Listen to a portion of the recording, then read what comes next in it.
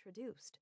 From a distance, Douglas Fairbanks was a tanned, muscular young man, but up close, the receding hairline and the wrinkles around his mouth and eyes betrayed him.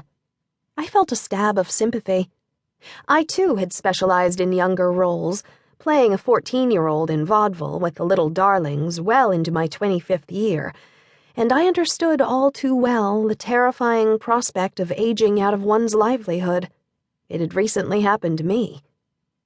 "How do you do, Mr. Fairbanks?" I said, looking steadily into his eyes, according him the respect he had earned without any of the toadying I knew he would loathe.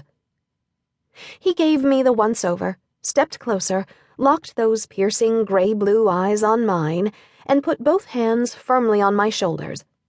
Without a word, he walked me backward until I bumped into a papier-mâché castle wall that looked more like the real thing than the real thing. 24 people on the set froze. With my shoulders pinned to the wall, I probably looked as thunderstruck as I felt. "Chin up," he commanded in a voice that was clear and strong and accustomed to obedience. "Hold still now." And yes, I did think, for one appalling moment, that he was going to kiss me, right there in front of the entire cast and crew. Snatching a clipboard from the hand of an assistant, he set it on my head and made a pencil mark on the fake stone wall. "How tall is she?" he demanded of no one in particular. An alert gaffer whipped out a tape measure and held one end at my heel. 5'1", the man announced, with shoes. "I thought so. Exactly the same as my Mary. But not as slim, I'll wager. How much do you weigh?" About 100 pounds.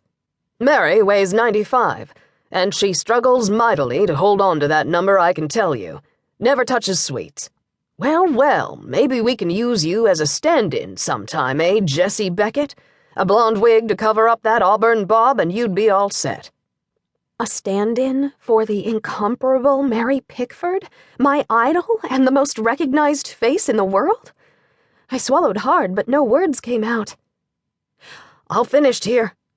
At that moment, the grip climbed through the trapdoor, oblivious to the odd scene that had just played out above him. The cast and crew scurried to resume their places and pretend nothing out of the ordinary had occurred.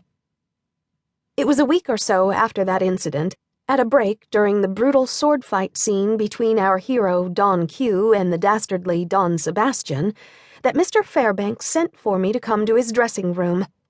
The makeup artist was leaving just as I arrived. "Ah, there you are," said Mr. Fairbanks. Come in. Step lively, there isn't much time."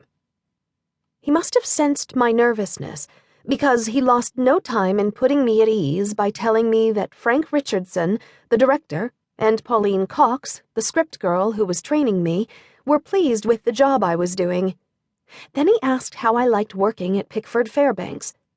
"I like it very much," I replied uneasily, fearing this was to be my last day. "Frank says you were in vaudeville. What brought you to Hollywood?" "I spent my life in vaudeville, but I was ready for a change. 25 years was enough." "Jesus, I thought you were about 18. How old are you?" 25. My mother was on stage while she was carrying me, so I tell people I started performing before I was born.